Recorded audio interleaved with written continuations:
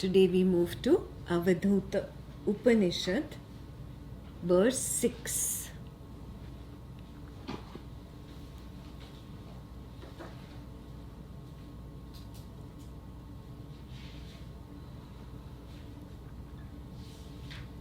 So what does this particular verse speak about?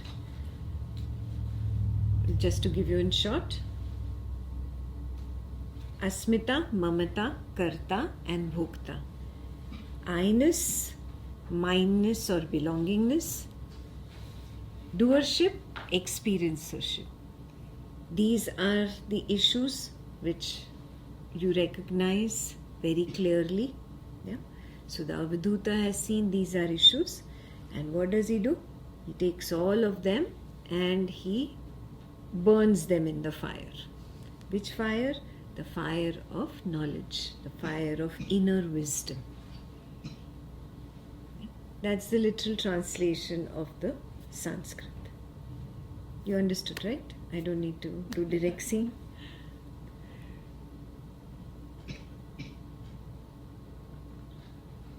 That's all the Sanskrit translation says. But how does he do it? What does it mean? What is the meaning of putting them in fire? Which fire? How do I light this fire? How do I understand this? So we'll read that. That is what is in Avadhuta Upanishad Drishti. Drishti means direct seeing. Okay. So Avadhuta Upanishad Drishti says, the Avadhuta recognizes belongingness as a deceptive story spun by threading random arisings together.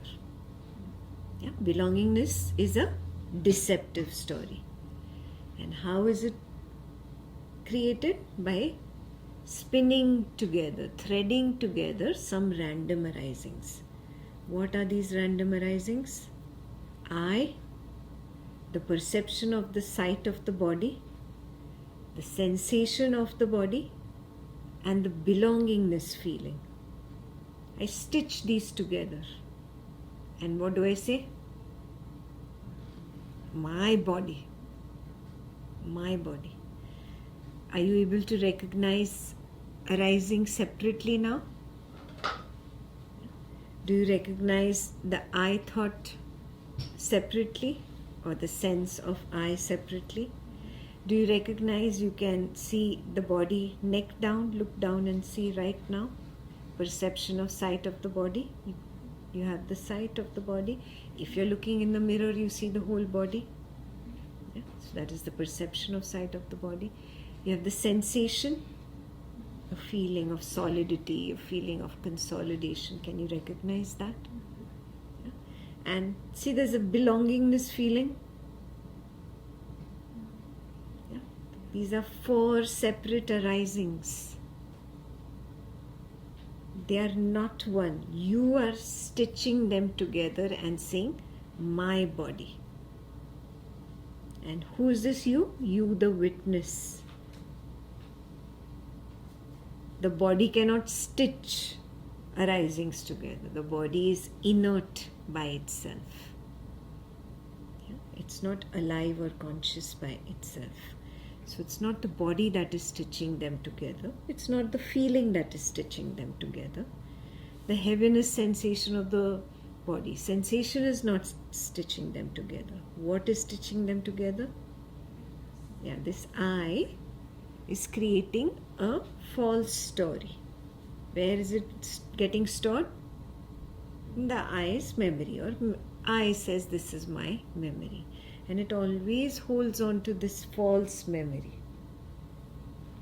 Means it's holding on to the memory of these four arisings.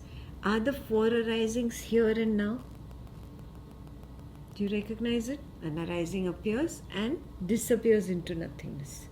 Next arising appears, it disappears into nothingness. They don't even exist together. The body arising and the I thought, they are not even together there. You can't even stitch them together. So who's stitching? It's only happening post the four arisings. That I am taking the memory of the four and I am saying, this is my body. I'm stitching it together and saying, this is my body. And who's this I? The I sense.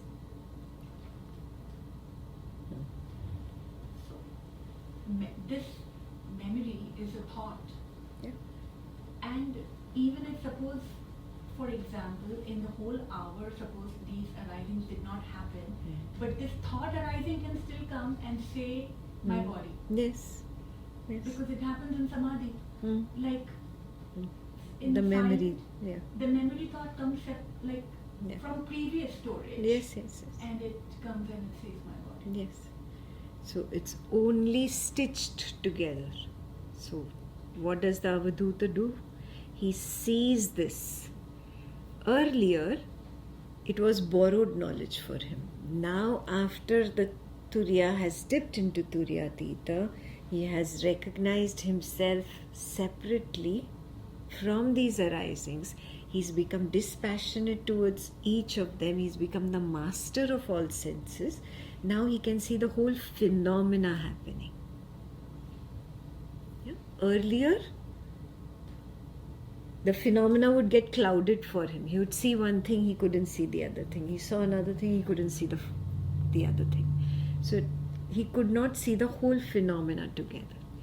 Now, after Tattva Jnana, after truth realization, there is absolute clarity. He sees arising 1, arising 2, arising 3, arising 4. The arisings are not even simultaneous. And still the I says, my body.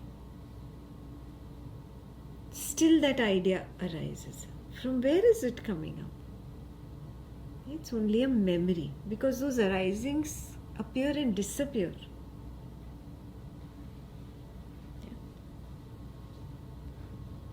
Has that clarity started happening to you? Even if you don't see the whole phenomena, do you see it in glimpses here and there?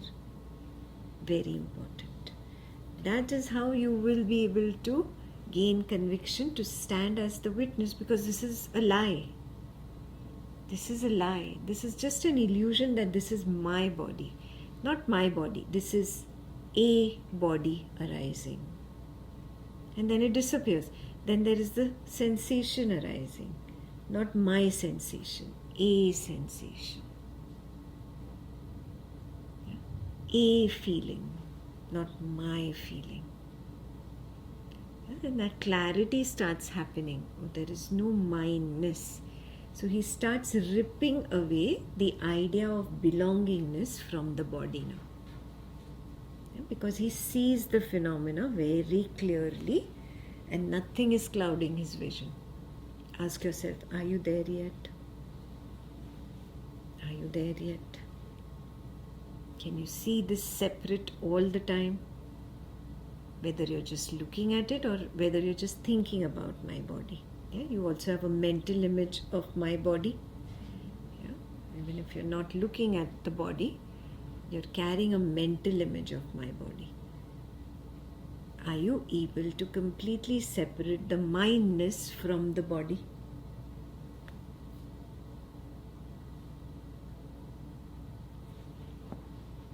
I have a few questions. Wait. This is your first homework. Yeah? Am I able to separate out the belongingness from the body?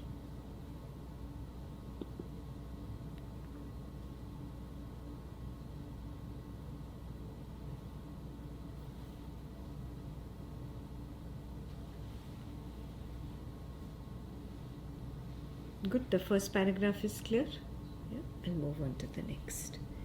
As opposed to natural occurrences, wake, dream, sleep stories of continuity are mental constructs, fashioned in hindsight and hence self-deceptive. Yeah? Any story that I create of continuity of this body as the waker or continuity of the body in the dream as the dream character or the absence of the body in the deep sleep is also a story. I have created 3 stories. Why? When I say absence of the body in deep sleep, who's absent? The waker is absent. And the waker is saying, I am not there. I am not there. Yeah? So it follows the story of the waker's body in the waking. Yeah? So it's a continuous, these are all continuous stories, one after the other, piggybacking on each other. But there's no reality. Reality is when the waker disappears in bed, there is no waking body, only I am. How many of you have seen this very clearly? Super. Those who have not seen it, put it down as a Swapna Nidra Jnana Sadhana command. May I recognize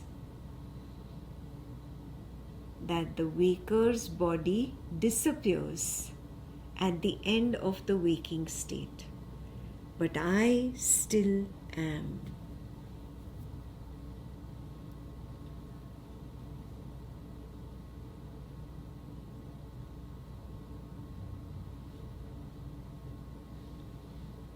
When you came out with this recognition, oh, I was still there. Waker's body was not there.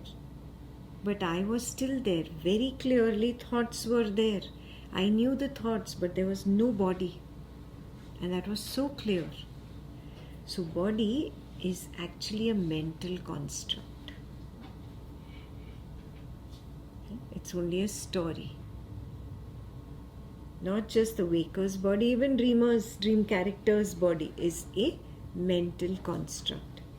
Then the absence of body in the deep sleep is a mental construct.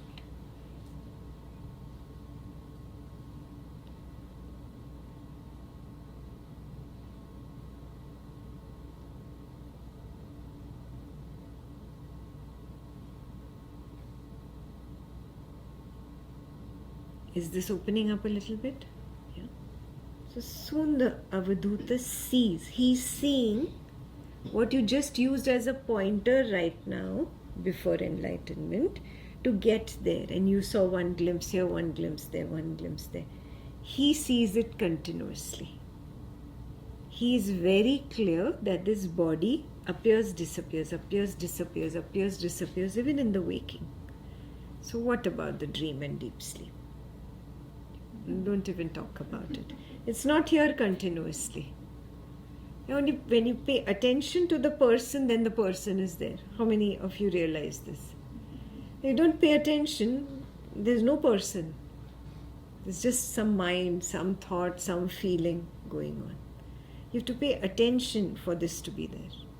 Then how can this be anything but a mental construct? Yeah? It also goes with the world.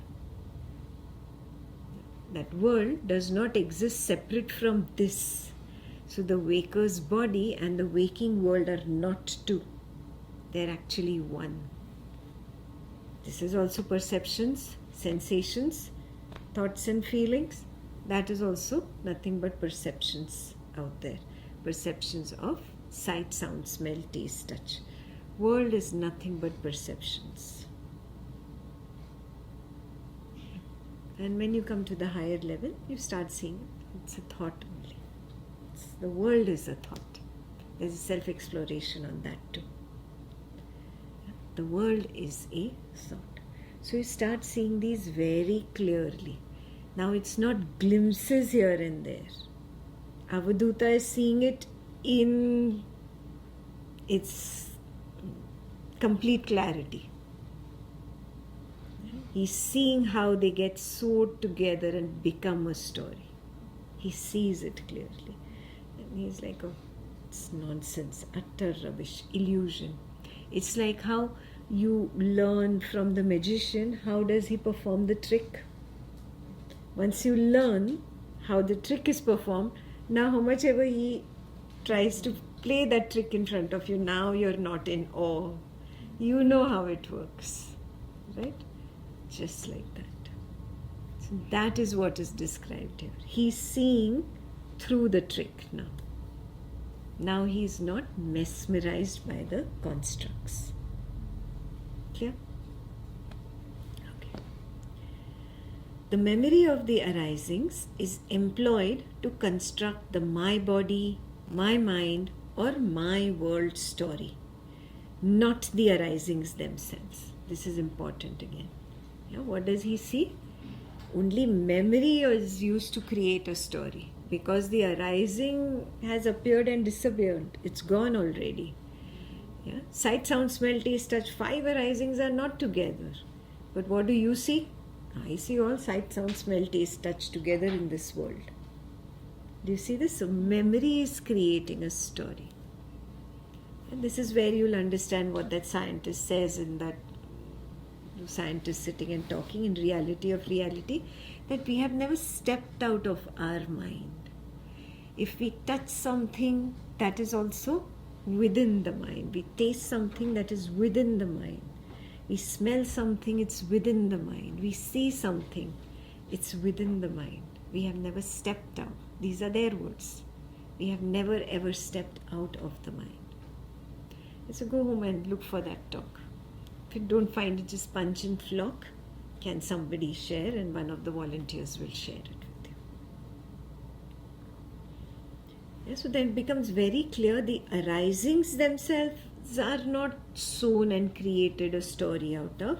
Is the memory of the arisings that are put together, and my world, my body, and my mind story is constructed. Yeah, so the illusion has now completely broken. The spell has broken in front of him, and the illusion is lying bare in front of him. The Avadhuta is seeing it clearly. That takes me to the last line on that page. The Avadhuta sees arisings emerging from the backdrop of the now. So I'll pause there for the beginners. I think I didn't explain backdrop of the now.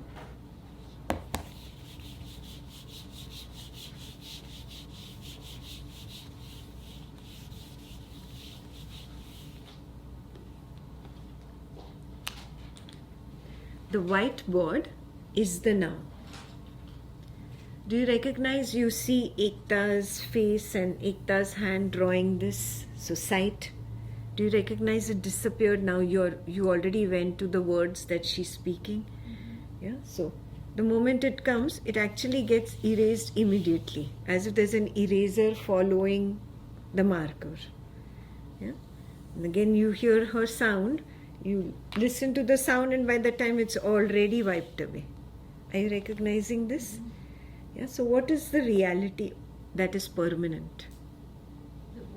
Yeah, the background of the now. Just this. Any arising, sight, sound, smell, taste, touch, thought, feeling, sensation arises, disappears almost immediately. Almost immediately. Do you recognize this? So fast it's moving. Sight, sound, smell, taste, touch, thought, feeling, sensation. Suddenly it's all random, and you don't know which is going to come next. Yes. So this is the backdrop of the now. What does the Avadhuta see?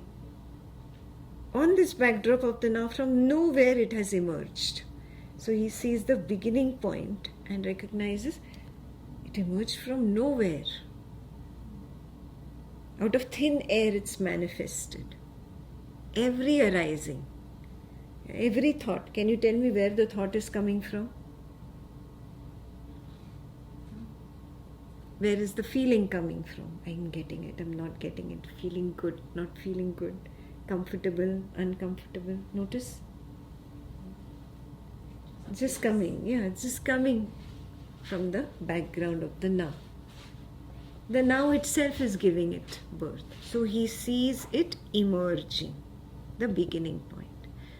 Those who are from the Buddha's path, he says there is the origin of every arising. This is the origin.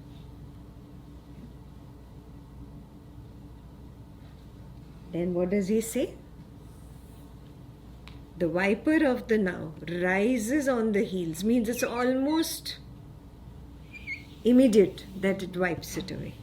Yeah, imagine it's very hard for me to do, And try to do it the other way. So it's as if the arising is coming and the viper of the now is following it. Assume I did a good job. Yeah? So it's like almost following it on its heels. Yeah? That quickly. It happens and it gets erased. Yes. Do you recognize every arising like that? Thought, feeling, sensation. Yeah? Yeah. Now, the hardest is the sight, because you feel that, oh, I'm seeing Ekta continuously. Yeah? But you recognize sound. Sound comes and goes. Touch. Yeah? You hug your beloved and you hug and it's gone. Again you want to hug tighter and it's gone, and you want to hug tighter. Yeah? Why? Because it's getting wiped away. It comes right behind. The viper of the now is a magical viper. Huh? It's invisible. You cannot see it. It's coming from the board only, from the whiteboard, and just wiping it away magically.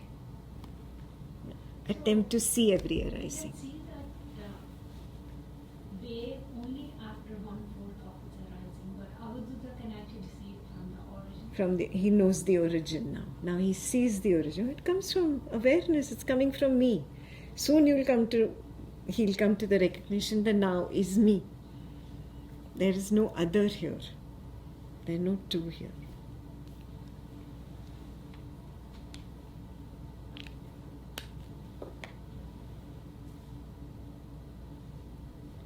So I'll complete that sentence. I stop midway. The Avadhuta sees arisings emerging from the backdrop of the now. The viper of the now rises on the heels of the arisings, chasing and erasing them instantly. If you've not seen this should be one of your commands. In the waking, may I start recognizing this. Yeah, the retreat is not over. 10 days are never sufficient, no? So, continue back at home. Can I keep recognizing this with respect to each? Sight, sound, smell, taste, touch, thought, feeling, sensation.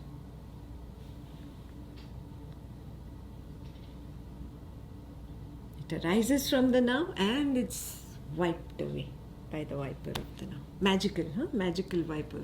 What were you saying? What was I saying? It's wiped off. I couldn't write the full sentence. I don't know what I said. I just said the same thing. Can I keep noticing it? Recognizing that PTS arises from now and gets wiped out by now.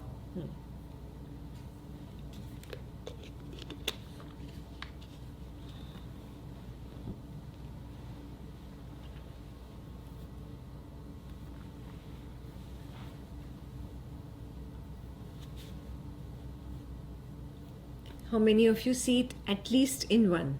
Sight, sound, smell, taste, touch, thought, feeling, sensation, at least in one. Good, everybody. Yeah, so there are only certain weak areas, maybe here and there. Figure out where do I not see it, and that should be your homegoing work. I should continue work on this aspect. I don't see it in this one.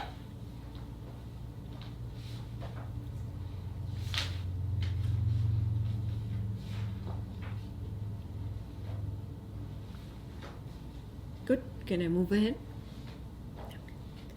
Every arising, shaped by the command of the flow, operates autonomously, devoid of the interference of the I.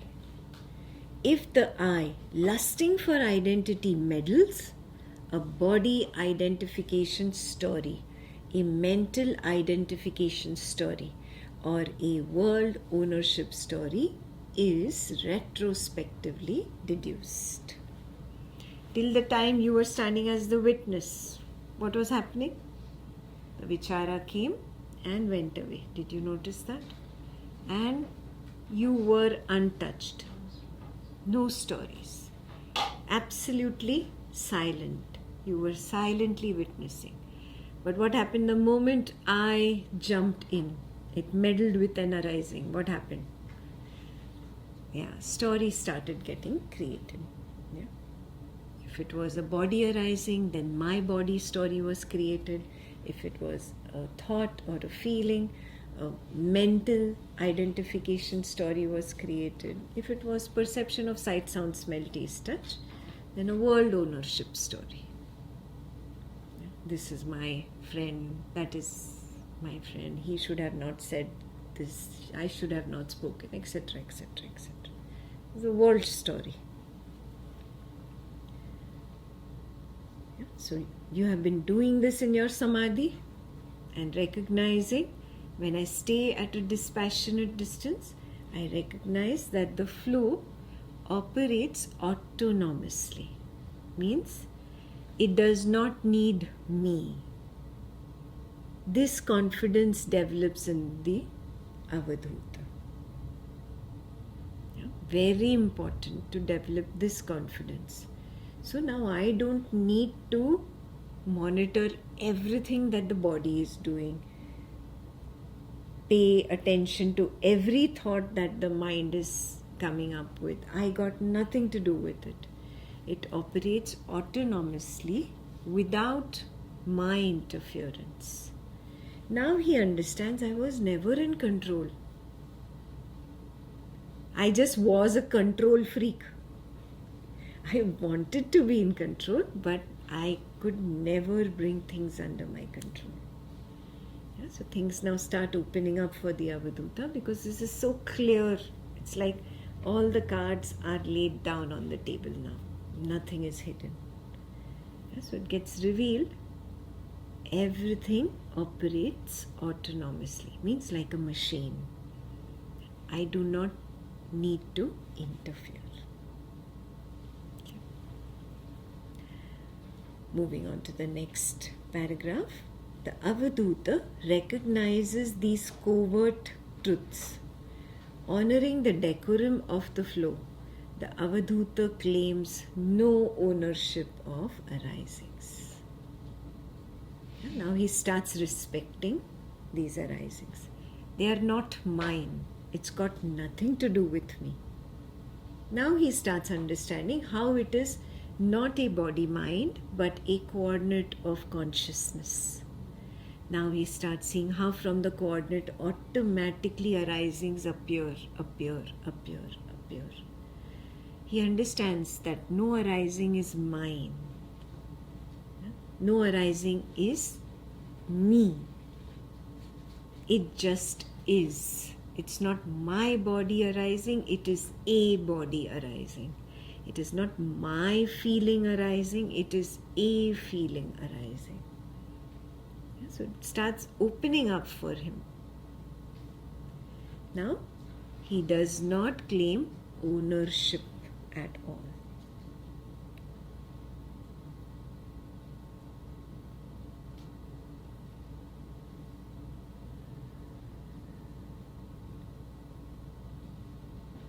That brings us to the last paragraph on ownership, on belongingness. Disengaging from the my body, my mind and my world stories, the Avadhuta embracingly accepts the spontaneity and the naturalness of the flow. He knows all this is spontaneous, it is natural. Means nothing is because of me. I am not responsible for anything. There is no me, first of all. It is naturally happening. It is spontaneous. So you get into that, no, I did this happened because of me, she did this, he did this happened because of them. No. There is no cause and no effect. That is the meaning of spontaneity. It is just happening. Random arisings, one after another after another. This is where he becomes free of the idea of karma and karma phalam. This is where he now stops accruing any further karma. But this understanding is the prerequisite. He must have this understanding. If this understanding has not gotten established, then he will still try to claim ownership. So this understanding happens after truth realization. Are you seeing this? So there's so much work pending after truth realization. This is work that is happening post Tattva Jnana. So become very aware of this. Just Brahman Satyam is not sufficient. I have to take the journey out. Jagat Mithya is the journey out. What is Brahman Satyam? Brahman is the ultimate truth. Very easy to recognize the collapse of Turiya into Turiyatita. Yeah, but to take it out and recognize that the world is an illusion, that's the harder part. Okay. So this is the Jagat Mithya, or the world is an illusion journey that he is continuing on. I hope it's opening up a little bit. Please, can you write Brahman Satyam and Jagat Mithya for her? You can write on your own whenever I say some Sanskrit words which are not here.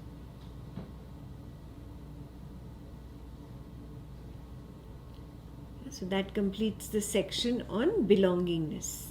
Look through it. Is belongingness clear?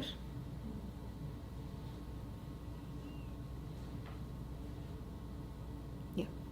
So, I mean, I can tell in the dream that the dream body, your character is always different. But in the waking, it appears to be the same. Yes. So that's what I'm having, like, I'm never gonna, like, wake up and be shorter. You know, it's always gonna be the same. Yes. There's gonna be some, like, maybe changes. Yes. But it's like that consistency makes me doubt that I'm not the No, body. you're so good at projecting. You projected like a real story that must now stay. Now that has to fool me, because the dream story did not convince me. It came so quickly and went so quickly. No, that didn't convince me that I exist, I am. So the I itself has projected a waking story. Don't go into projection first. First attempt to see, can I sense that witnessing awareness space that is beyond this body that I consider as I? Yeah. That's it. What you sense is the truth. Logic is lies. Logic was taught to you. When Eva didn't even learn language, okay? She didn't know how to speak. She used to just say, ow, ow, ow, okay? When she was not taught any language and not taught words, that time, did you consider this as my body? Probably not. See? You don't even have a memory, but you can sense it that you never considered this as my body. You never considered that as another. You didn't say this is I and this is you. There was no separation. Do you recognize that? A sense of separation is taught. I was taught I am Ekta. So when Mummy said, is Ekta hungry? Then I said, okay, Ekta is hungry. Because this was still separate for me. She said, this is Ekta, no? She put a label here, this is Ekta. So when she said, is Ekta hungry? I said, yes, Ekta is hungry because the stomach is separate from me. Yeah, so there's that recognition that I am separate. But then I am taught, no, you should say I. Don't say Ekta. That is you, that is Mama, that is Baba. You're taught these things. So in that learning, that conditioning, you forgot what was your natural state. Now the Avadhuta is now removing these conditionings one by one and going back to that natural state. This conditioning had a purpose, to learn how to operate in the waking world. The waker finished its job. He learned how to operate. Now the conditioning is useless. It's like, my hands are dirty, I need to use soap. Oh, but the soap helped clean my hands. Now I'm not removing the soap. Avadhuta says, no, now the soap needs to be removed. It's done its purpose. Like that only, the purpose is done of all the conditioning. I have learnt what needed to be learnt. I can go back to my natural state. Yeah, because now the conditioning is only becoming more and more harmful for me. An intelligent one would have stopped this conditioning earlier, recognizing its job is done. But now it's becoming harmful, it's becoming a constant inner chit-chat. I'm almost like a crazy lunatic person talking to myself 24/7. Utter nonsense. Not even continuous stories, nonsensical, random rubbish. Yes, and then I'm trying to run away from my own mind. I am only talking to myself and I am only trying to run away from myself. It's become a crazy mental asylum within. Yeah, it's gone too far. So, learning or conditioning had a purpose. It needs to be washed away like soap after its purpose is done. That is what is happening to the Avadhuta here. That purpose is done. Now he's cleaning his hands of that soap. Is he going to forget? Is the waker going to forget how to operate in the waking world? No. The waker will continue in the waking world. He knows now the waker will continue automatically, in fact. It has become so automatic, I don't need to be there anymore. You should know when your purpose is done and when you should exit, no? Never overstay or welcome. Avadhuta is the intelligent one who gets the signal. The ignorant one doesn't get the signal. So then he has to pay extra tax. Yeah? He creates a mental asylum here and is crazy running away from it. Clear? So he has understood, this is not my body, this is not my mind, this is not my world. That's the first section.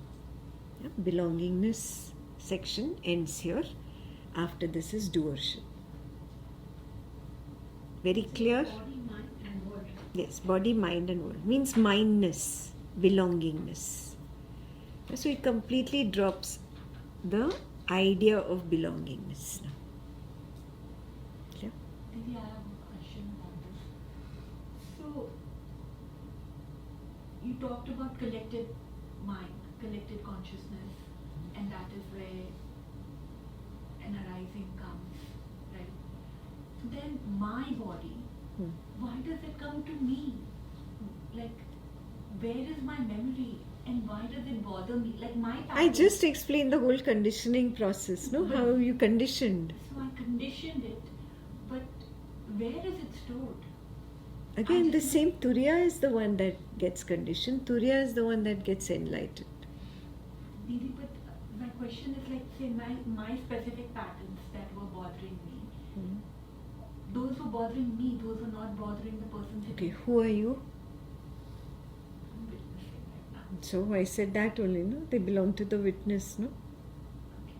But so witness is a peephole from the consciousness, right? It's a tiny peephole. And it also Consciousness is peeping, not the witness. The witness has forgotten and thinks I am what I am seeing. But where is this memory stored? Again, I just told you. You're asking me the same question. Listen. Who are you? Witness. So whose memory is it going to be? Witness. So where is the memory going to be stored? Witness. You know the answer. You're still asking me. I was just like, witness is just, then I was just confused between the collected consciousness and the memory. Collective consciousness is the measure from where the arisings are coming. I think she's asking like how would the memory come to different coordinates? I think that was her question.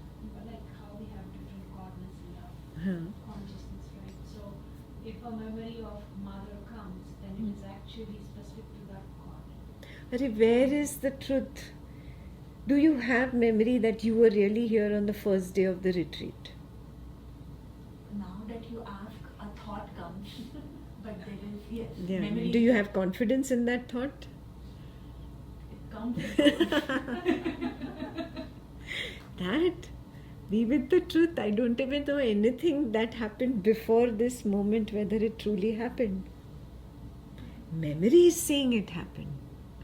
But I see constantly Viper of the Now coming and wiping everything away. Even this memory will be wiped away in the next 2 minutes when Ekta starts speaking about doership. And this is going to be completely wiped away. Where is the truth? Truth, if it is, really, it should be constant, permanent, should be there all the time. But it is not. So all these questions also, where is the memory, where is the coordinate of consciousness? Where is it? It is all here in your story. Reality is, what do you see reality as?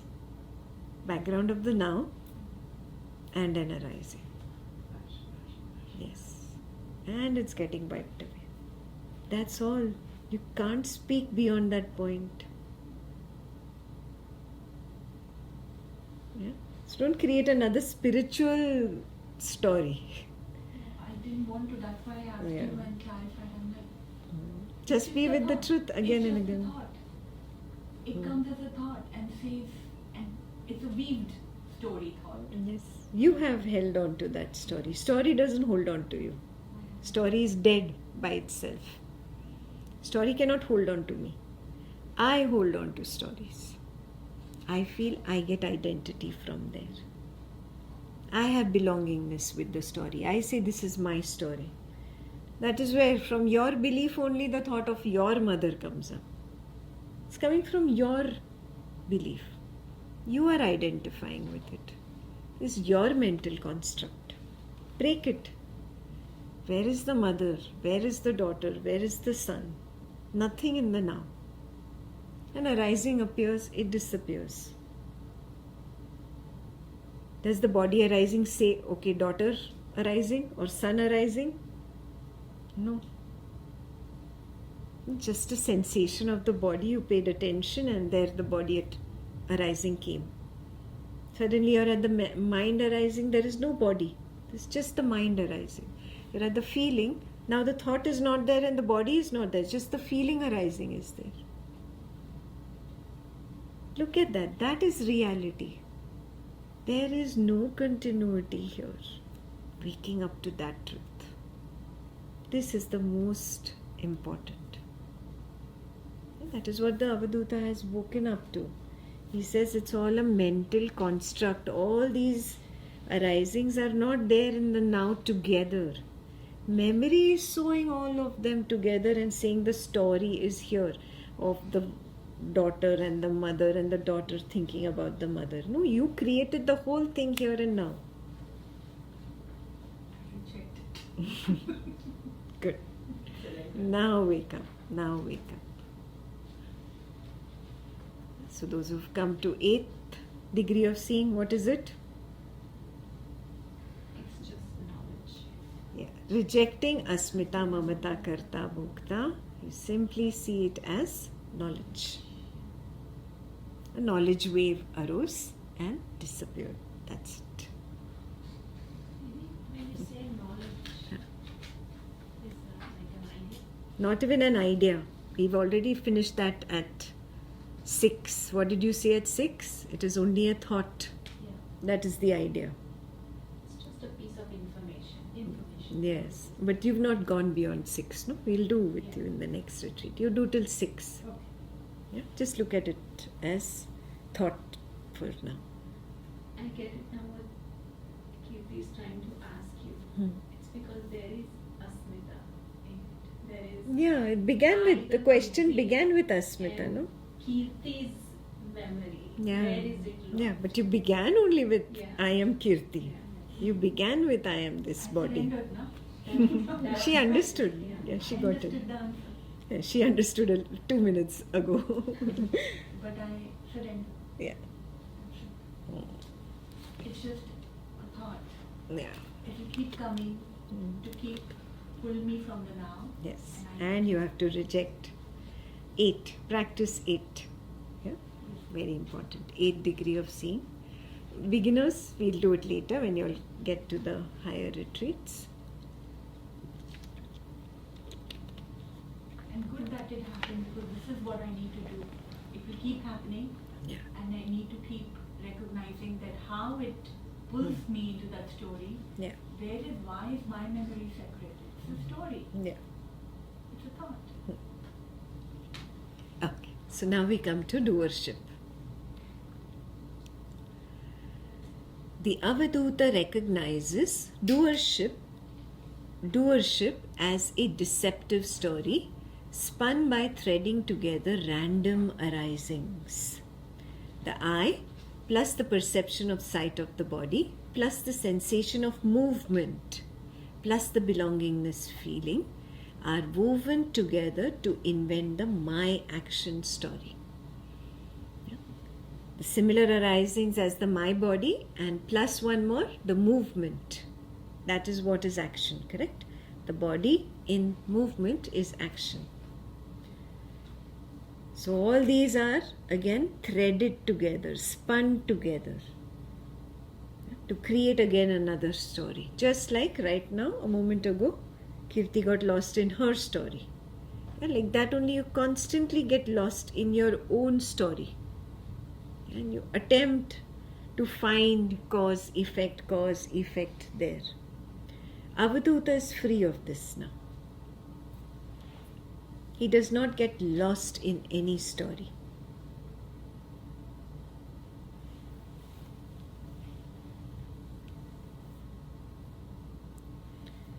So what is a my action story?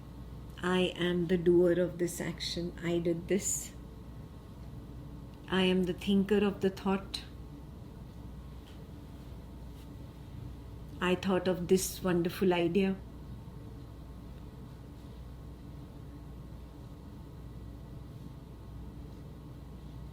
I created this feeling.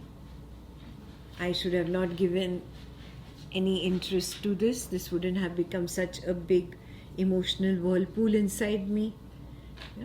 You are getting into ideas that these are my actions. What is the Avadhuta saying? No, you just put arisings together. You threaded them into one wonderful story and you said this is my story. But the arisings are never arising together, never setting together. So they can never be spun into each other, into a beautiful embroidery together. It's only memory. You're using the memory. Yeah? So this is not memory. This is not my body. This is memory of my body. And if I'm saying this body is the one that is teaching, then it is not the body that is teaching. It is the memory of the body teaching. And we can start seeing from this angle, oh, it's all a memory. It's not even here in the now. It's not even real. And that's how he starts seeing that the waking is not different from the dream. Same thing is happening in the dream. Dream is only a memory. Yeah? It's only a story, an imagination. Waking is also but an imagination. Because these arisings do not even exist together for me to say that yes, they are happening now. They are already gone. The arising that arose has already disappeared into nothingness. And the memory of that is being used along with the memory of another, a memory of another, and saying the body is speaking now. No. There's the memory of the body speaking. So you start seeing, oh, it's only an action wave. In this case, speech is the action. So, a speech wave, which is for you sound wave. Just observe that. That's the reality. And it has already completed its journey. It has disappeared into nothingness. The viper of the now has already erased it. In retrospect, in hindsight, the story is being created. I am teaching this wisdom. Lies. All lies. Not true at all. You wake up to the truth. The waking is a dream. The waking is an imagination. By the time you even say that I am speaking, the speech has already ended. The arising has already gone into nothingness. So that is why Ashtavakra tells Janaka, both waking and dream are an illusion, my dear. Both are illusion. Both. Nothing is happening. Nothing is happening in reality. Nothing has ever happened. Nothing has ever happened. Or will. Or will. Beautiful. Yeah, because two arisings can never meet. For something to happen, the I arising plus the body arising plus the sensation of heaviness, consolidation has to happen together. They have to all meet, yeah, for the body to happen. And then the belongingness feeling, mine, must also happen at the same time for this to become my body. But they never happen together. Reality is just flashes, flashes, flashes, flashes, flashes. There is nothing happening in the now. This is what the Avadhuta sees. Clear?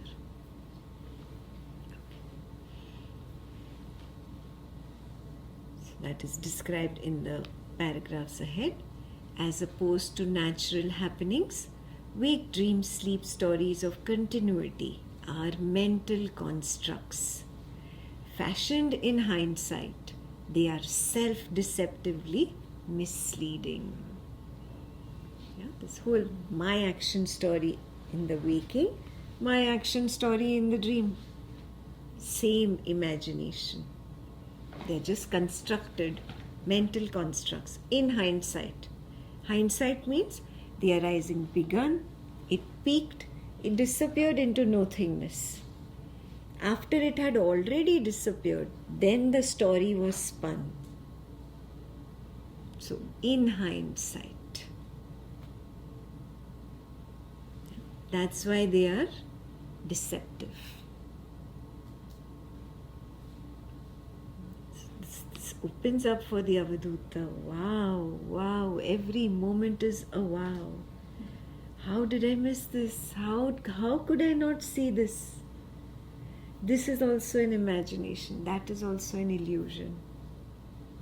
My spouse is this, and this is my parent, and this is my family, and this is my child, and this is my money.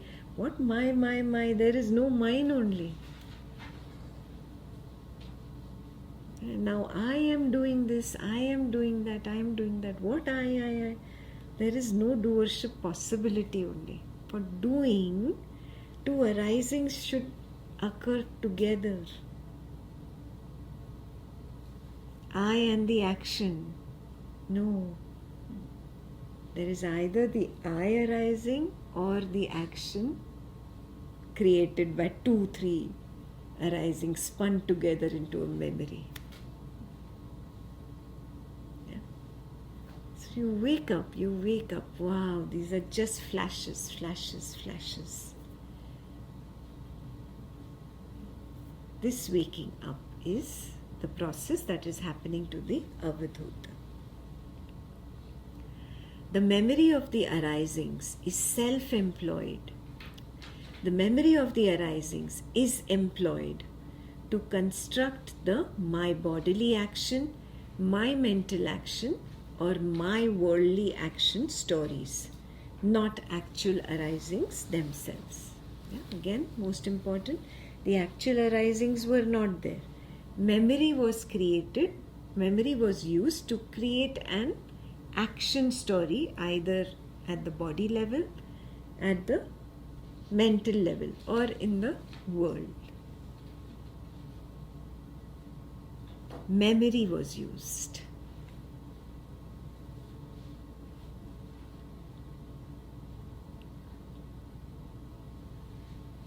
The Avadhuta sees the arisings rise from the backdrop of the now. The viper of the now rises on the heels of the arisings, chasing and erasing them instantly. Same thing happens. The arisings are appearing and disappearing because the viper of the now keeps wiping them. Each arising, shaped by the flow's command, functions autonomously, devoid of the interference of the I.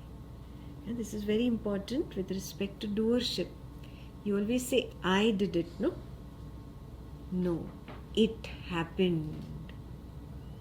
It appeared that I did it, but I did not do it. For example, right now, I am not speaking.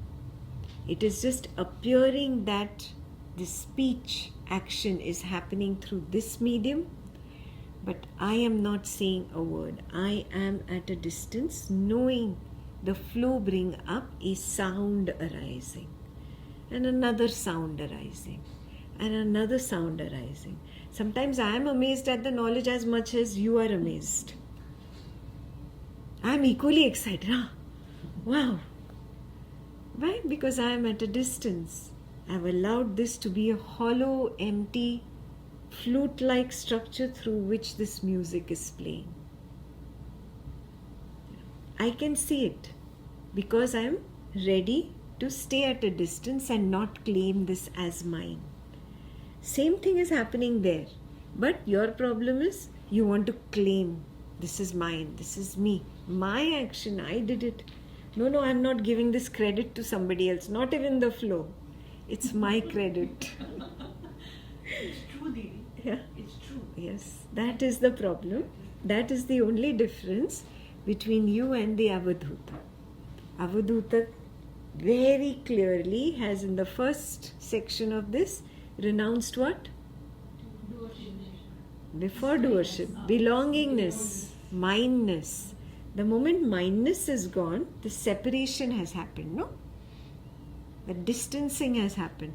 So when the action is happening through the body, he's already dropped the mindness. This cord has been cut.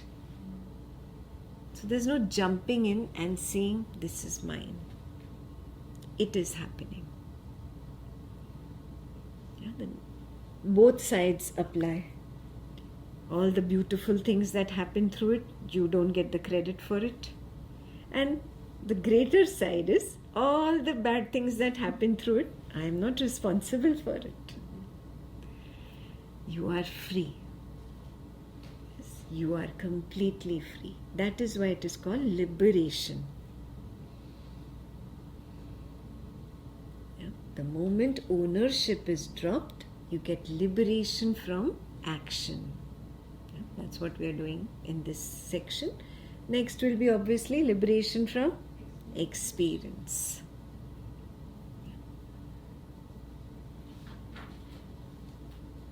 So this clarity dawns that, oh, none is mine. Neither is the credit mine.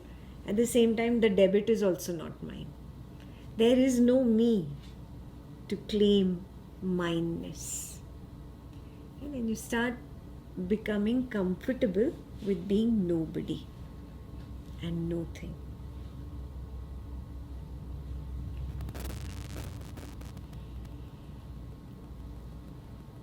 All this is good till the I stands at a distance. But if the I has not given up its belongingness, then what will happen? The next paragraph tells us that. If the I pries, lusting for a doership identity, a body action story, a mental action story, or a worldly action story is deduced and constructed in hindsight. The Avadhuta recognizes these covert truths. Honoring the decorum of the flow, he claims no ownership. He understood how when the I jumped in, then only the my action, my body action or my mental action or worldly action story got created. He understands the entire mechanism. And now he respects the flow and stands at a dispassionate distance.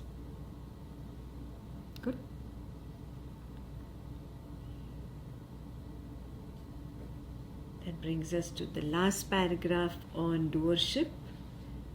Disengaging from the body action, mental action and worldly action stories, the Avadhuta embraces the spontaneity and the absolute naturalness of the flow.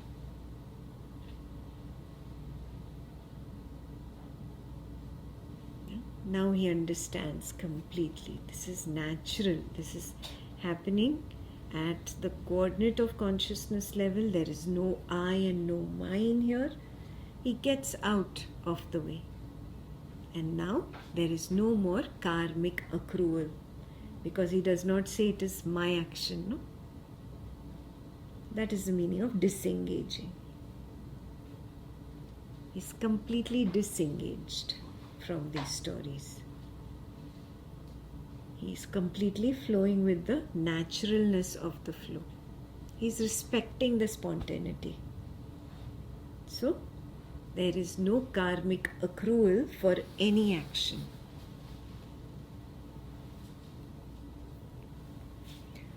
This highest teaching is usually hidden because it can posit a side which somebody who wants to misuse the knowledge will misuse. But I feel somebody who wants to misuse the knowledge cannot even reach this level of even listening to this talk. He would have dropped off earlier. Yeah, he cannot even reach this level of understanding. Yeah. So he cannot misuse this knowledge. Did you get how somebody could misuse? Well, like lie that I wasn't doing it. Yeah, I was not there. It was not me. Yeah. Till the time of me exists, then you were there. Yeah. So they could misuse, but it's really not a possibility. These were the reasons that made certain sections in society keep the scriptures only to us. Don't share with the others. They will misuse. But I don't think anybody could misuse this knowledge. To be able to understand itself takes a lot of samadhi and lot of diving into the wisdom to come to this point. To even understand that there is action happening, but I am not doing it. There cannot be a misuse, because as soon as an action intentionally happens, that I will do it, but I will say I am not doing it. There is already an intention that has role in action. Correct. So they are going to accrue the Karma. Anyways, yeah. So that's what is very important here. This is the most beautiful point of Advaita Vedanta. That brings you to that recognition. There is no need for guilt. There is no need for remorse. The self-beating happens only to the one who has assumed false doership.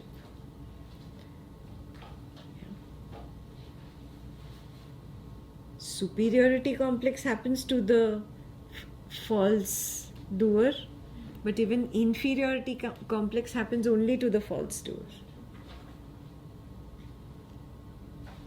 This is where I say now you need to be mentally fit to hear. You cannot be down in the dumps of depression and I tell you that you are responsible for it. You might not be able to take that, but that is the reality.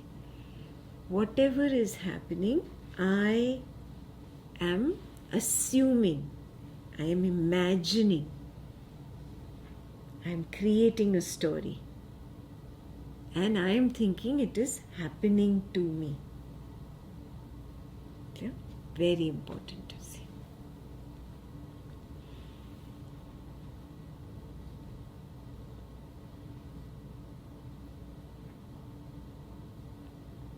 And now we come to the next section of experiencership. So is everything under doership clear? Please check once. All good?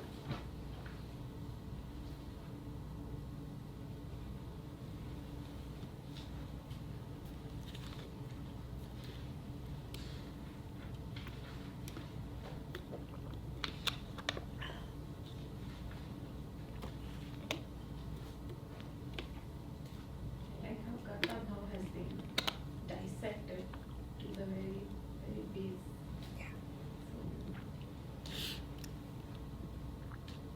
Move on to experiencership. Okay. The Avadhuta realizes experiencership as an illusory story spun by combining random arisings of the I plus the perception of the object of experience plus the belongingness feeling to invent the my experience story. Do you recognize that? There is an I, there is an object, and I am experiencing this object. This is my feeling. If the object is pleasant, preferred by this I, there will be a pleasantness. If the object is not so pleasant for the I, not preferred, there will be a feeling of unpleasantness. Do you recognize it? So these three arisings are spun together as if they are existing simultaneously, whereas they are not. That's how the my experience story is spun. In contrast to a natural occurrence, stories are artificially constructed retrospectively and hence are self-deceptively misleading. The memory of arisings is used to construct the my experience story, not arisings themselves, and hence that story is unreal.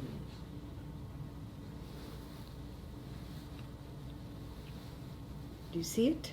If memory is being used, how can that whole story be real?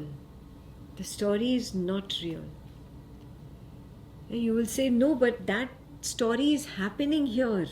The other person is arguing with this person right here, and this is my experience. What did you create? And first of all, I sense. Then the I sense became this person. Yes, and then this person is hearing a sound wave that is coming from that person. You have no guarantee that it's coming from that person. Yeah, that also, there is a you over there. Then the body sight, perception of sight, the you and the sight are put together. Then the sound is attached to that body, and then that sound affecting this mind. So many arisings you have spun together. Are you seeing that? And I am experiencing sadness now because of those words that came here. I've just created a big story. What is reality? Look at it. It's all happening elsewhere. Elsewhere. And there's just one arising, one arising, one arising, one arising, one arising. None of them are together. A memory is spinning a story that these two are arguing. No, but it's not happening in the now. That is why many times you automatically zoom out in the middle of an argument. Has it happened? Yes. If you were experiencing sorrow, how did you zoom out from the sorrow?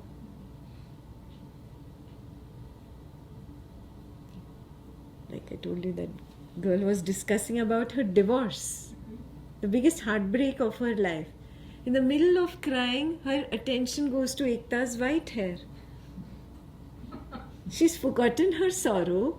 She forgot her story. She's interested in the white hair. Some new story has started. So you see that it is not happening to you. It is not happening to you. This should wake you up in that moment when you zoom out of that experience story. It should wake you up. Oh, it's not really happening to me. The flow really helped me zoom out. I should be grateful to the flow. For even a millisecond, I zoomed out. It is conveying a message to me. It is not happening. And to me is out of question. There is no I.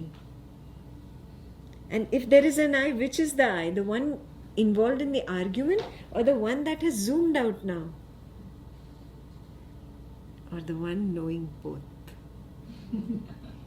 those who have graduated to Turyatita, this is where Avadhuta is. The one knowing both and saying, oh, all lies, all imagination. Clear? So that's how the Avadhuta has pulled himself out of all action stories and all experience stories.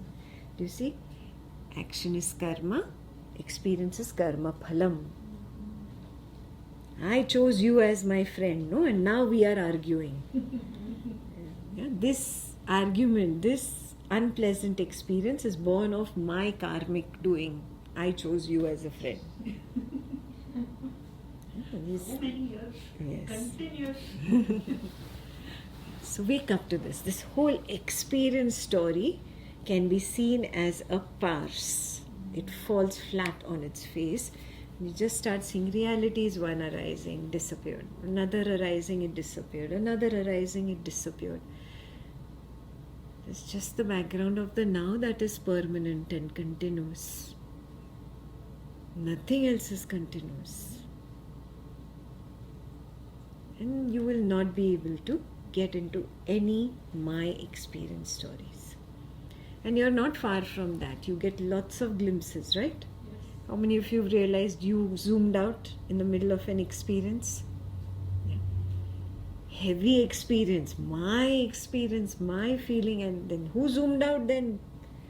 Who's claiming my experience? Lies. You're a liar. Accept it. Stop lying to yourself. That's what the Avadhuta does. He stops lying to himself.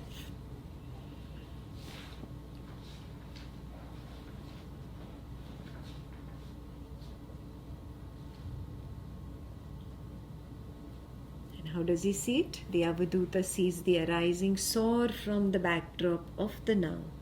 The viper of the now follows. It rises on the heels and of that arising, chasing and erasing it instantaneously.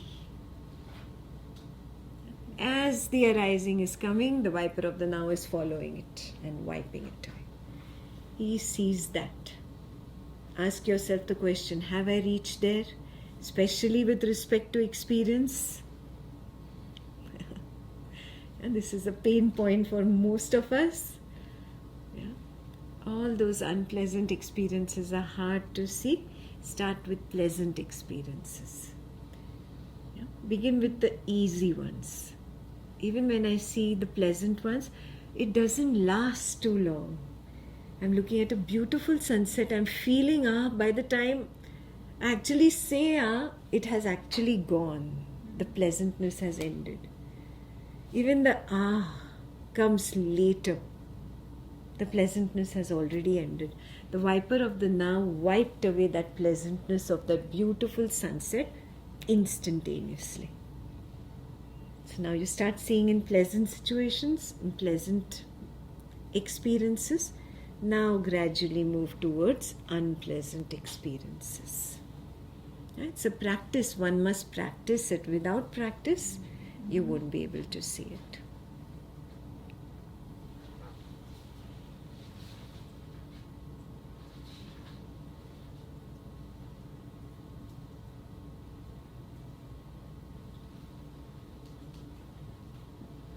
And the Avadhuta sees it because he's constantly at a distance. Remember? He's cut the cord of mindness or belongingness with that experience. So it's not my experience anymore. It is a experience arising, an experience arising. An experience arising that appears, peaks and disappears. There's nothing mine about it.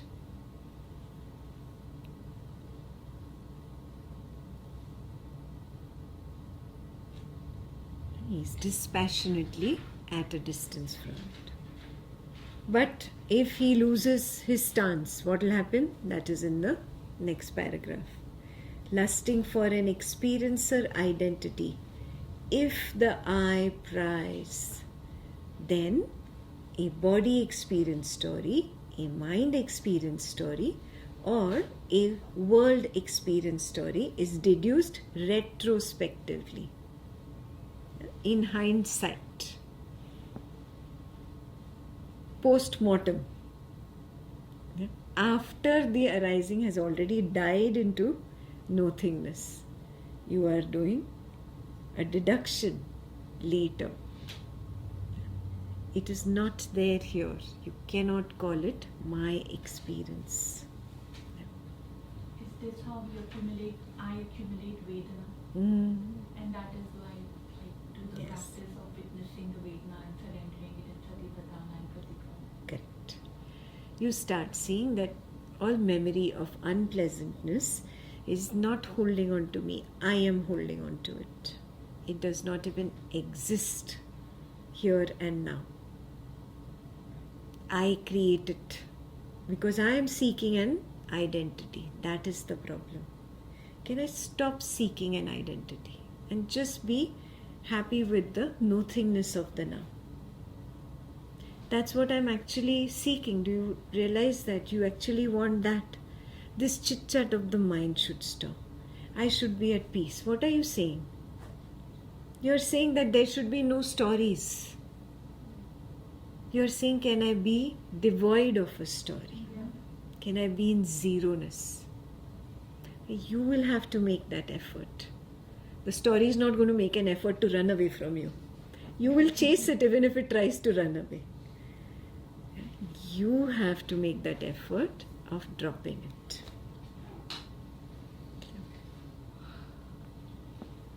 So what does the Avadhuta do?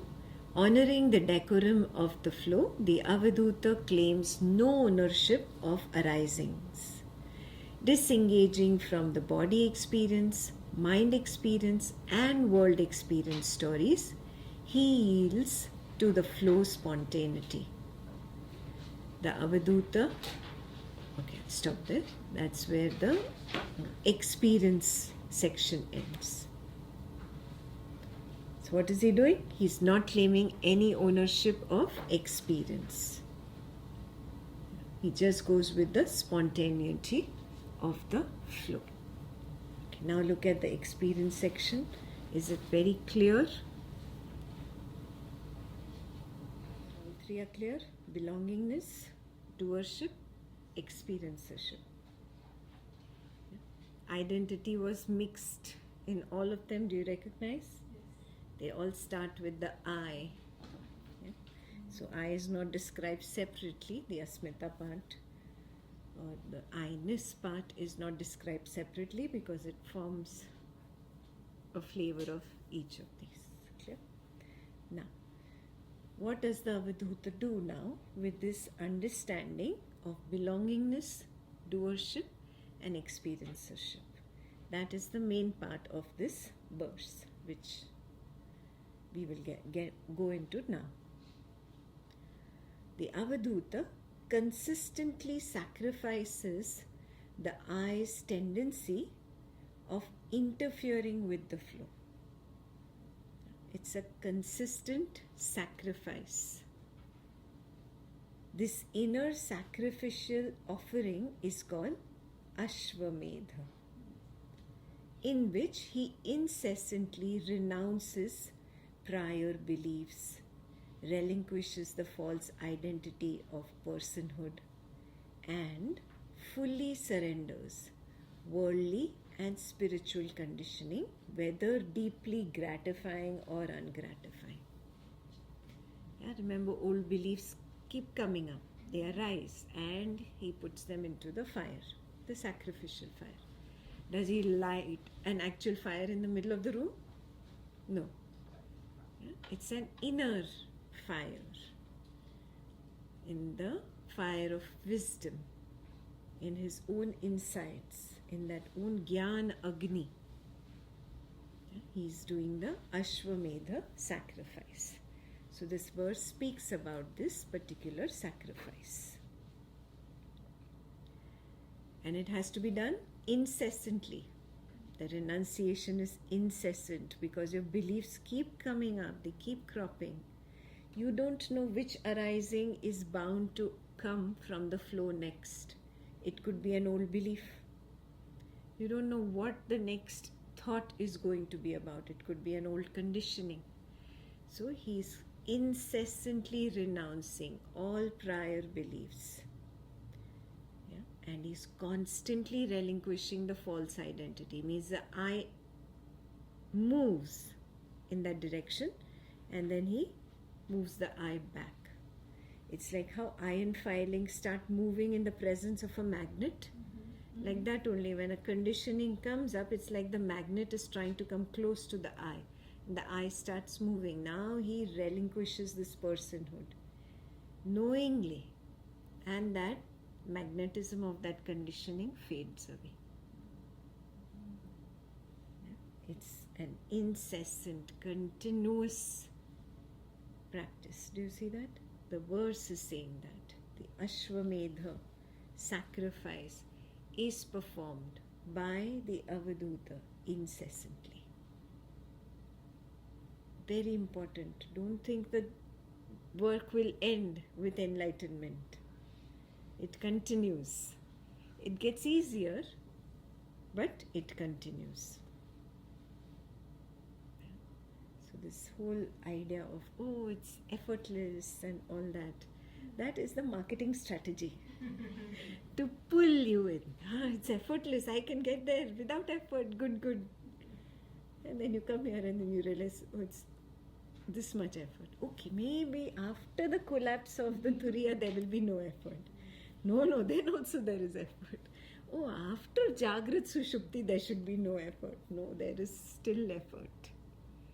Yeah? Because you were the one to fuel all your beliefs and conditionings. No?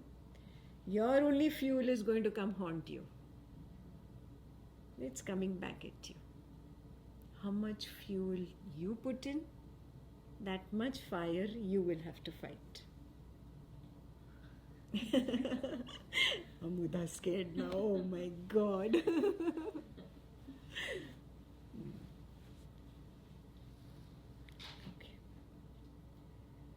So, he doesn't care whether it is gratifying or ungratifying. Means whether he feels pleasant with that conditioning or he feels unpleasant.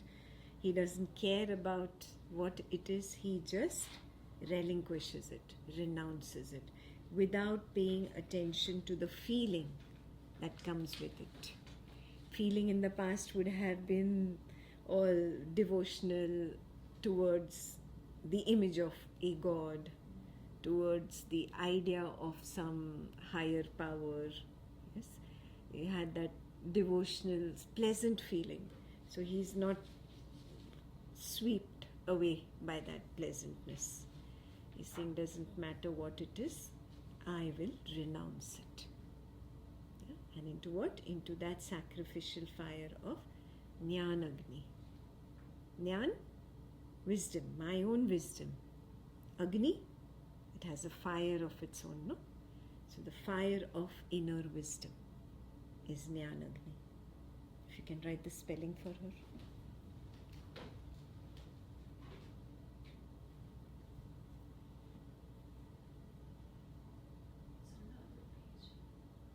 Okay. Yeah, it's there. Okay.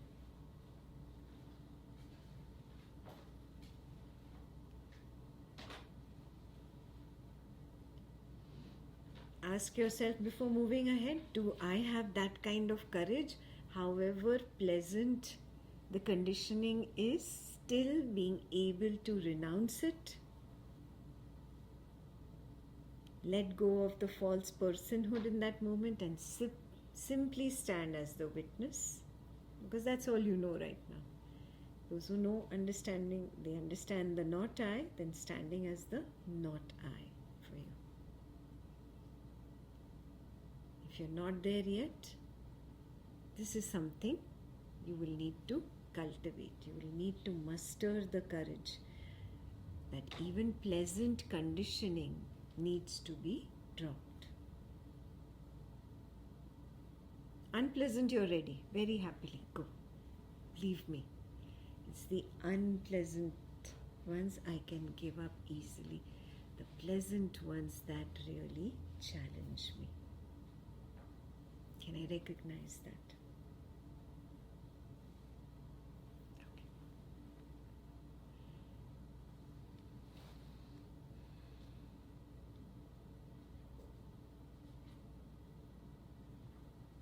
Clear? Can I move on to the next paragraph? That courage is the diksha. Yes, that courage will come from your spiritual toughness that you develop by mastery over the senses. And you withdraw. That courage he has already collected, remember? That's how he earned the 4 degrees of escalating joys. So he has already collected that courage. So it's not very difficult for him.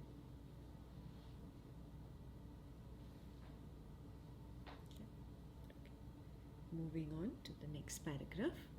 Devoted to the inner offering, he lives as if the I is dead.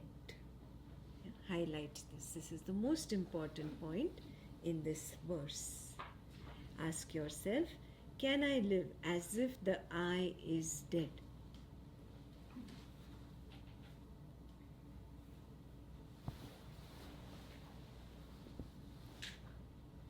Remember, some of you were asking, I have to live. How will I live? Do you need to live? There is the answer. I doesn't have to live. Good. The I must be dead. Dead. That's how you live.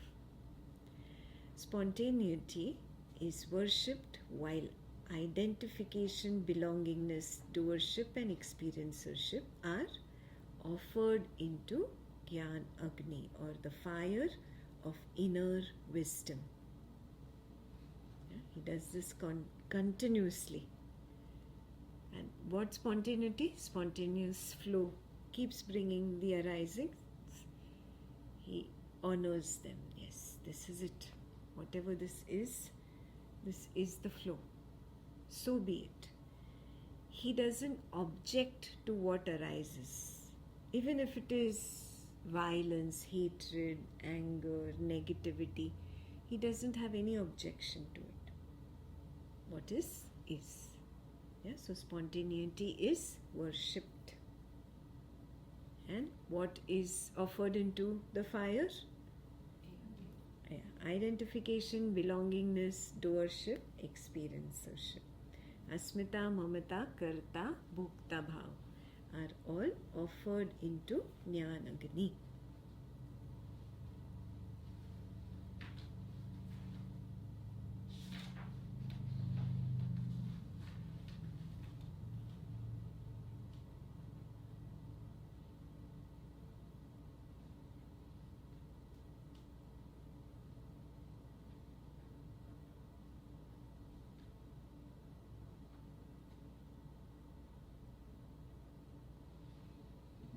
Good?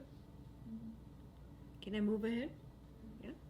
Now he talks a little deeper about it, in depth, about this fire sacrifice. This inner oblation is called Sangrahan Yeshti, where the Avadhuta realizes Brahman in every arising, as he refuses to settle for anything less than the Supreme. So even if the arising is of violence, of anger, of hatred, he recognizes it as Brahman. Now no two remain. That is why this inner oblation has been given the word, the title, Sangrahan Yeshti. Every arising is Brahman, in short. Every arising is Brahman. All is Brahman.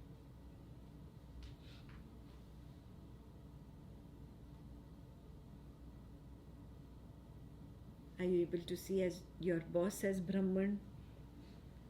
And that gossiping neighbor as Brahman? Yeah. That mean lady at the cashier counter in your neighborhood grocery store as Brahman? Yes. Some pickpocket, somebody who breaks into your car, can you see him as Brahman? Yeah. Being able to see everyone and everything as Brahman. It's only an arising that appears and disappears. Only an arising. And everything is Brahman, including this idea of me, the Avadhuta, the enlightened one, the one who has attained Tattva Jnana. All of it, everything is Brahman. Sangrahan Nyeshti. All is Brahman. That is the inner oblation, the inner fire sacrifice. This is considered the highest sacrifice and the greatest yoga, in which all is realized as Brahman, including all opposites, merit and sin, wholesome and unwholesome, sacrosanct and sacrilegious, pious and impious, etc.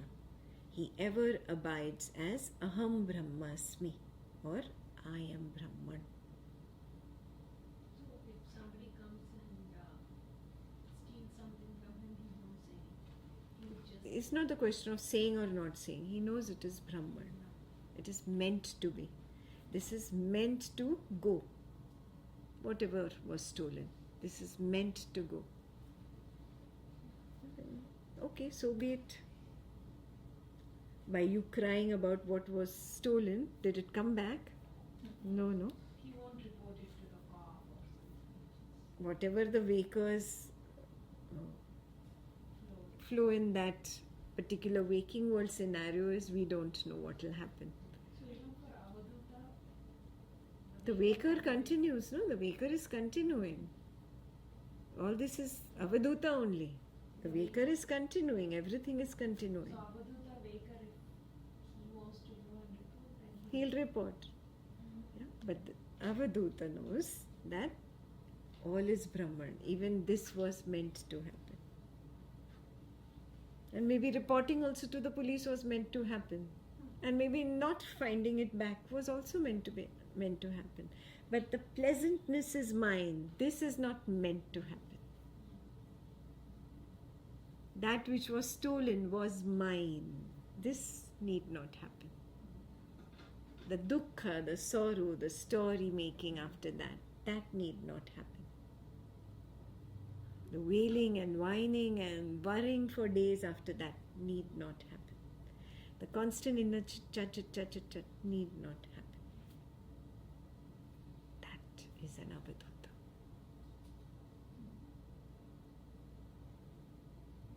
Clear? It's worth striving for.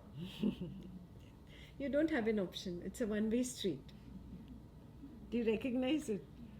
Now, how much ever you try to stop your flow, have you been able to stop it? No, it becomes more and more and Yeah. more powerful. Yes. It The- pulls you. Whatever you do, I am going to make this decision. I am going to do this. How much ever you do, it has to just sweep you. You are not in control. So get out of this whole idea. I can change things. I am going to do it this way and I'm not going to do it this way. Drop. Don't even sit with that. I'm going to do a very good long samadhi. Who I? Whatever the flow wants, let it happen. The flow has brought this idea that the waker should sit down in samadhi, that's it. Let the waker sit down in samadhi. Then whatever happens after that, let it happen. Clear? Didi, is there like also a pattern, like say, of meditating, like say we have the online group of Wednesday and Sunday.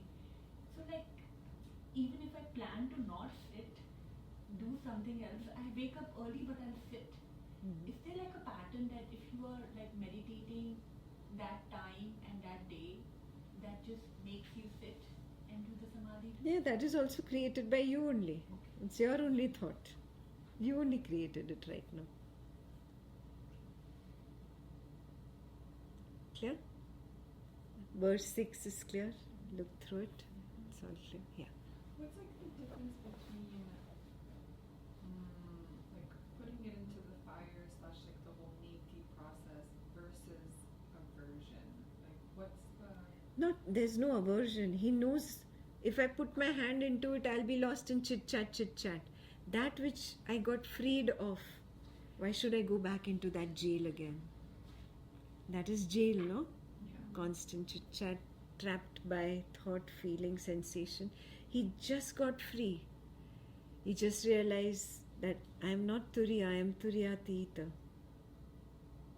He just became free. He's a prisoner that walked out of jail. He recognizes I got into jail because of my belongingness and experiencership and doership ideas. So he recognizes them as that which got me into jail. Now he puts them into the fire of knowledge. There's no aversion, maturity. He's grown up, he's understood. A maturity has happened. And when you mature, there is no hatred towards that. It's just that it's not needed anymore. Like your dolls. You played with dolls as a kid. And then you just stop playing. Do you hate them? No. You don't hate them. You just stop playing. That's all that is meant there. He stops playing.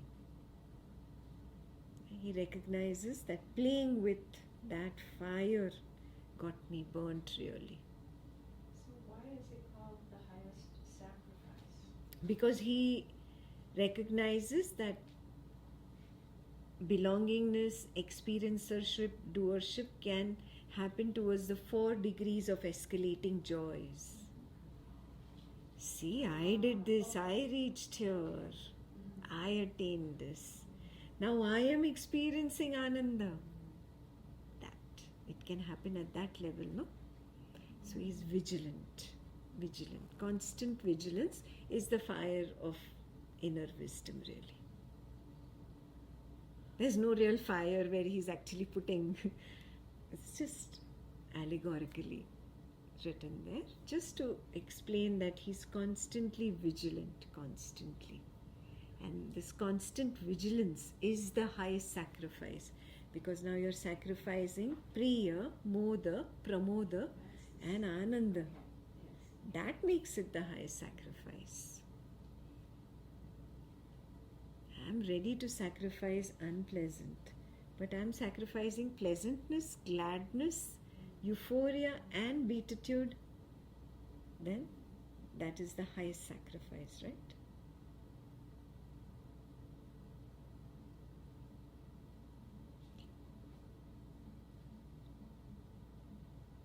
Good. Answered all your questions?